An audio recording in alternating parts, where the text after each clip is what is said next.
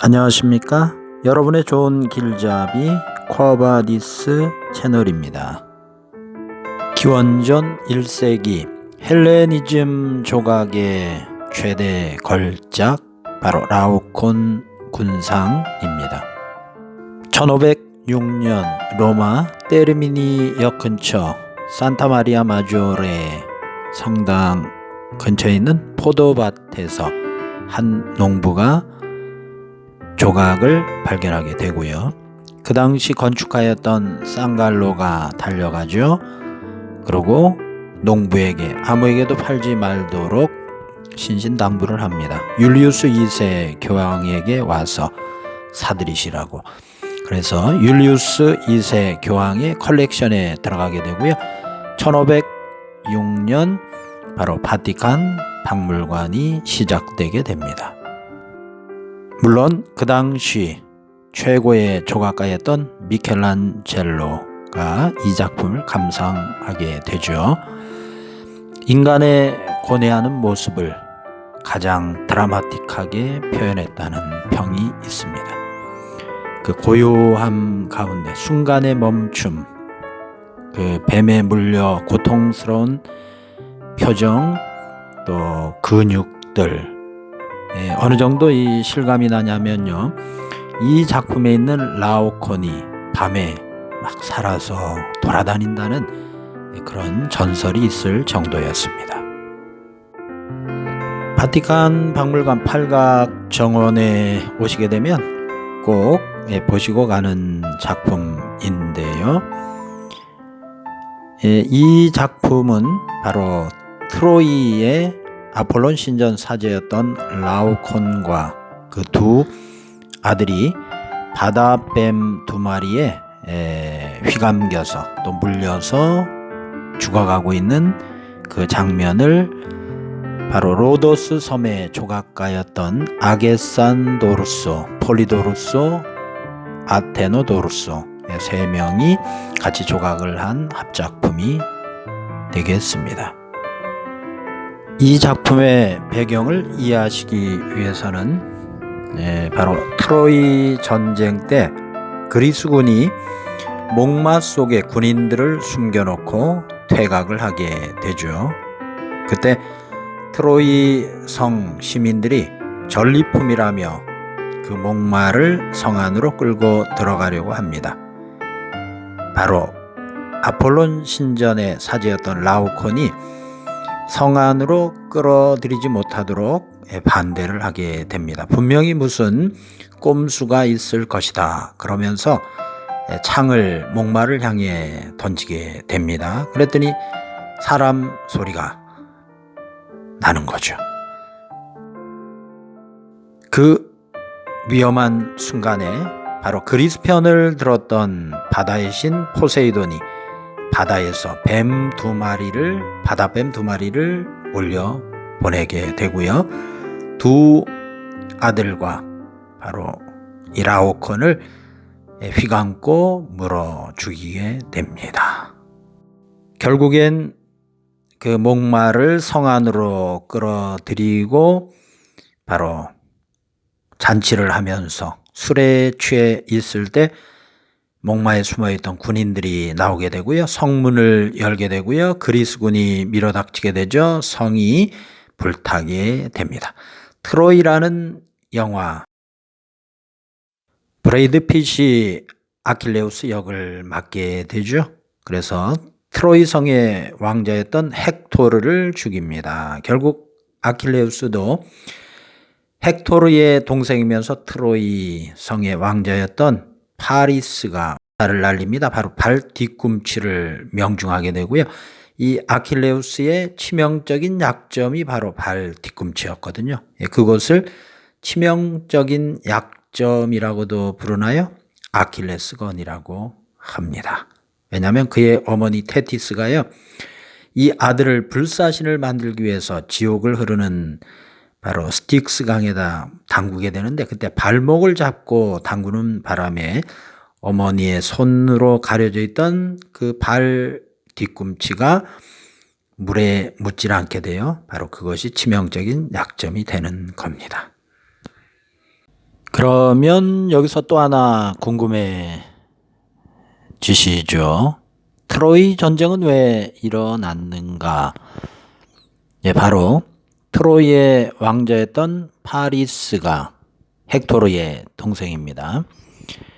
예, 스파르타에 갔다가 바로 스파르타의 왕 메넬라오스의 부인, 바로 왕비인 헬레네를 보고 뿅 반하게 됩니다. 그래서 둘이 사랑에 빠지게 되고요. 이 헬레네 왕비를 납치를 해서 트로이로 오게 되거든요. 그러니까 부인을 빼앗긴 이 메넬라오스, 바로 스파르타 왕이 트로이를 상대로 해서 전쟁을 일으키는 겁니다. 그러면 왜 이 파리스는 또 헬레네라는 유부녀 왕비를 보고 그렇게 반했느냐? 물론 뭐 눈이 멀어서 그럴 수도 있는데 여기에는 또 아프로디테, 비너스의 그 계략이 있었거든요. 예, 이야기를 더 이제 계속 뒤로 끌고 가다 보면 이게 실타래 하나입니다. 그래서 작품 하나에 얽혀 있는, 연관되어 있는 이 이야기가 호메루스의 일리아드와 그 다음에 그리스 로마 신화 모든 이야기를 이렇게 다 돌고 돌면서 섭렵해야 되거든요. 이왕 이야기가 나왔으니까 이야기를 좀 앞으로 쫙 끌어서 시작부터 설명을 드리도록 하겠습니다. 신들 중에요, 뭐 신들이 사랑하고 미워하고 시집가고 장가가고 애 낳고, 그러니까 너무너무 재미있는 이제 이야기가 되는데요. 신들 중에 에리스라는 여신이 있습니다.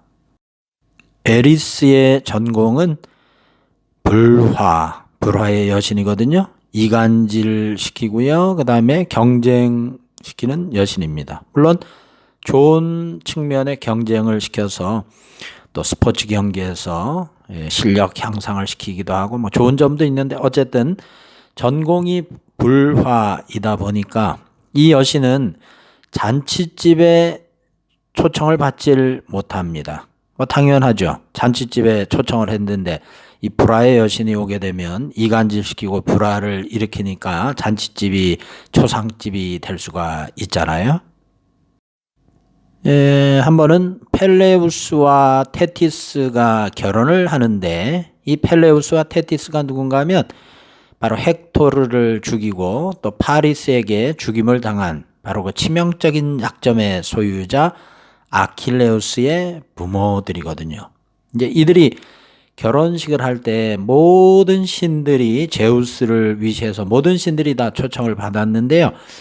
불화의 여신 에리스에게는 초청장이 오질 않습니다. 뿔따구가 나는 일이죠. 그래서 이 에리스가 전공을 살려서요, 잔치집에 신들이 모여있는 그 자리에다가 작은 사과에 글귀를 하나 적습니다. 가장 아름다운 자에게. 그리고 휙 집어던지고 가는 거예요.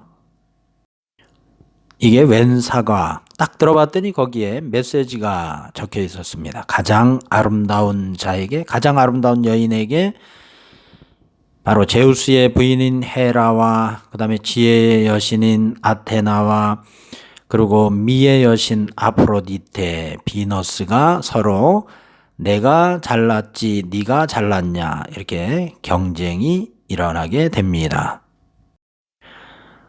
잔치집에 이제 막 싸움이 일어난 거예요. 그래서 대장신인 제우스에게 결정을 하도록 했더니 이 제우스도 상당히 난감하거든요. 부인 편을 들자니 이게 또 형평성이 안 맞고, 그리고 예를 들어 비너스를 선택을 하게 되면 이게 이제 집안 싸움이 또 일어날 수가 있죠. 그래서 그 뜨거운 감자와 같은 결정권을 이렇게 넘겨버립니다. 아직 여인을 알지 못하는 순수하고 순진한 목동에게 이 결정권을 주자. 그렇게 선택된 그 목동이 바로 파리스입니다. 양치기 목동이었거든요. 그래서 파리스를 데려다가 이 세 명 중에 여신들 중에 누가 가장 아름다운지 바로 선택을 하도록 합니다. Just moment, un attimo. 잠깐만요. 그냥 선택을 하게 하면 안 되죠. 뭔가 이렇게 소개를 좀 해야 되잖아요. 그래서 헤라 여신이 파리스에게 그럽니다. 만약 나를 선택하게 되면 내가 이 땅에서 가장 강력한 무소불위의 권력을 주고 가장 강력한 나라를 주겠다고, 권력을 주겠다고. 왜냐하면 내가 누구냐? 헤라 여신, 바로 제우스의 부인, 한 끗 더 센 그 제우스의 부인이잖아요. 그랬더니 이번에는 아테나 여신이, 바로 미네르바, 지혜의 여신이면서 전쟁의 여신이죠. 이렇게 투구 쓰고 있는 그 여신요. 그러니까 만약 나를 뽑아주면 내가 끝없는 지혜를 주겠다고 해서 이 가장 지혜로운 자로 만들어주겠다고 약속을 합니다. 그랬더니 이제는 바로 아프로디테, 비너스 여신이 한마디 합니다. 나를 선택하면 세상에서 가장 아름다운 여자와 결혼시켜 줄게. 한마디 합니다. 여러분, 파리스, 이 어린 목동이 누구를 가장 아름다운 여인으로 선택을 했을까요? 답은 지혜도 아니고요. 권력도 아니었어요. 그냥 아름다운 여인과 결혼시켜 준다는 그 말을 한 비너스를 선택하게 됩니다. 그런 얘기가 있죠. 신이 나타나서 어떤 남자에게 그랬답니다. 돈과 여자와 결혼 중에 이렇게 한마디만 하라고, 그러면 소원을 들어줄 테니까. 그래서 이 남자가 곰곰이 생각하다 다 가지고 싶었거든요. 그래서 돈, 여자, 결혼 쫙 이어서 한마디 했답니다. 그래서 그대로 돈, 여자와 결혼을 했다는데요. 파리스는 셋 중에서 하나만 선택을 했습니다. 바로 가장 아름다운 여인과의 결혼이었죠. 이렇게 해서 그날 미의 주인공은 바로 아프로디테 비너스가 되는 거고요. 그래서 비너스는 한 손에 작은 사과를 들고 있죠. 바로 승리의 여신입니다. 미 경연대회에서 1등이 되겠습니다. 자, 여기서 이제 이야기가 끝나면 좋겠는데요. 그만 마칠까요? 좀 궁금하세요? 여기서 이야기가 끝나면 재미가 없죠. 그래서 이제 때가 돼요. 이 파리스가 이렇게 목동이었는데 사실은 트로이의 왕자였습니다. 헥토르의 동생이었는데요.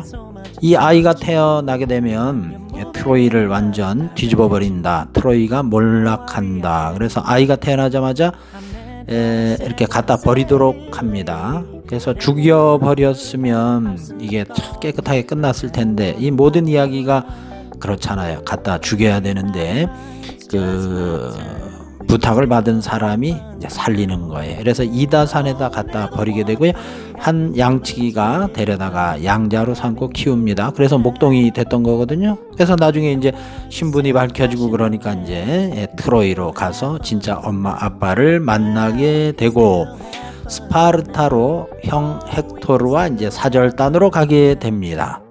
그래서 스파르타를 갔는데 거기서 이제 운명의 여인을 만나게 되는 거죠. 바로 트로이의 왕 메넬라오스의 부인이었던 왕비 헬레네를 만나게 됩니다.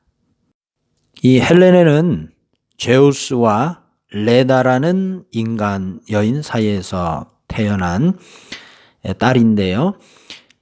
지구상에서 인간이 낳은 여인 중에 가장 아름다운 여자였습니다. 그래서 아프로디테, 비너스가 한 약속이 있잖아요. 내가 가장 아름다운 여인과 짝지어 주겠다고요. 결혼시켜 주겠다고. 그래서 연결을 시켜줍니다. 서로 사랑하게 되고요. 이 헬레네를 납치를 합니다. 그러니까 남의 왕국 왕비를 납치를 해서 트로이로 도망을 오니 이건 뭐 바로 전쟁이 일어나는 거죠. 그래서 트로이와 스파르타를 중심으로 한 그리스와 전쟁이 일어나게 됩니다. 직접 오셔서 보시면 뭐 몇 분 정도 보고 이게 그 작품 이렇게 하고 가게 되는데요. 바로 바티칸 박물관 팔각 정원에 있는 헬레니즘의 대작입니다. 주제가 뱀에 물려 고통스럽게 죽어가는 그 장면이죠. 인간이 느낄 수 있는 가장 큰 고통 중에 속하게 됩니다. 뭐 온몸이 불에 타거나 그렇잖아요. 이제 독이 있는 맹독이 있는 뱀에게 물리는 것이 가장 큰 고통이라고 하는데요. 왼쪽의 작은 아들은 뱀에 물려 죽었습니다. 근육이 없는 아주 부드러운 피부. 오른쪽의 큰 아들은 뱀에 휘감겨 있고요. 아직 물리진 않았고요. 가운데 있는 두 아들의 아버지 라오콘이 왼쪽 옆구리를 물립니다. 뱀독이 퍼지고 있죠. 온몸이 경련합니다. 근육들이 경련하고 있고요. 혈관이 부풀어 오르고요. 이 얼굴에 가득 찬 그 고통의 모습, 인간의 고통스러운 모습을 가장 사실적으로 표현한 작품이 되겠습니다. 사실은 예술에 크게 관심이 없는 분들, 이 박물관에 오시게 되면 조금 고역이시거든요. 설명은 많이 들으셔야 되고, 뭐 그거 겉을 수 있으니까요. 특별히 저 같은 남자는 왜 뭐 초록색도 푸른색, 파란색도 파란색 막 이러잖아요. 그런데 어느 때인가 무뚝뚝한 상남자가 이 작품 앞에서 걸음을 멈추고 망부석처럼 서 있었습니다. 너무 실감나게 표현된 이 근육들의 모습, 표정들이 완전 살아 있었던 거죠. 프랑스 나폴레옹이 한번 훔쳐갔다가 다시 반환받은 작품입니다. 어떤 권력의 힘의 상징이 되다 보니까 그 당시에 수없이 많은 사람들이 이 복사본을 하나 갖기를 원했습니다. 그래서 피렌체 우피치 갤러리, 바로 한국 3층인가요? 그 복도에 보면 바로 이 작품 복사본이 하나 있는 것을 보신 분들이 계실 겁니다. 자, 여기서 하나 짚고 넘어가야 될 것은요. 아직 없는 부분이 일부 있는데 가운데 있는 라오콘의 오른팔, 어깨부터 이렇게 굽혀진 팔, 처음에 이쪽에 이제 발견을 못 하다 보니까 상상보건도가 길게 펼쳐져 있을 거다 이렇게 상상들을 했었죠. 물론 미켈란젤로는 아니라고 했습니다. 왜냐하면 전체 근육의 모습이 펼쳐질 경우에 이렇게 나올 수가 없다. 왜냐하면 그는 해부의 대가였잖아요. 조각의 대가였고요. 그래서 굽혀져 있어야 된다. 근데 500년간 또 그 주장이 땅에 묻혔다가요. 1900년대 초반에 땅 파다가 이 굽혀진 팔을 발견하게 됩니다. 그래서 갖다 붙여봤더니 딱 들어맞는 거죠. 그랬더니요. 또 일부 어떤 사람들은 그런 이야기를 하기도 합니다. 미켈란젤로가 그렇게 주장을 하고 이 굽혀진 팔을 모양으로 조각을 해서 땅에 묻어뒀다. 그래서 그걸 나중에 발견을 해서 갖다 붙여봤더니 들어맞았다. Anyway, 팔이 굽혀졌건 펼쳐졌던 간에요. 인간의 고통을 주제로 한 그 신들의 이야기, 신화 속의 이야기, 실타래를 다 풀어놓은 끝점에 있는 바로 그 작품입니다. 뒷부분이 어떻게 되어 있는지 아주 궁금하시지 않으시나요? 제가 옆면, 정면 다 보여드렸는데요. 뒷부분 공개해 드리도록 하겠습니다.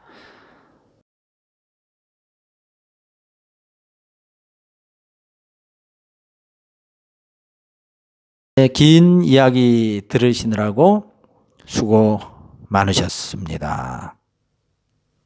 코바디스였습니다. 감사합니다.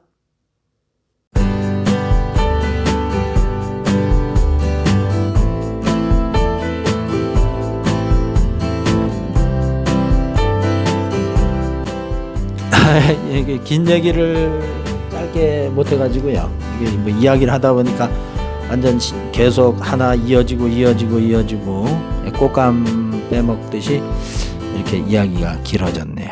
네.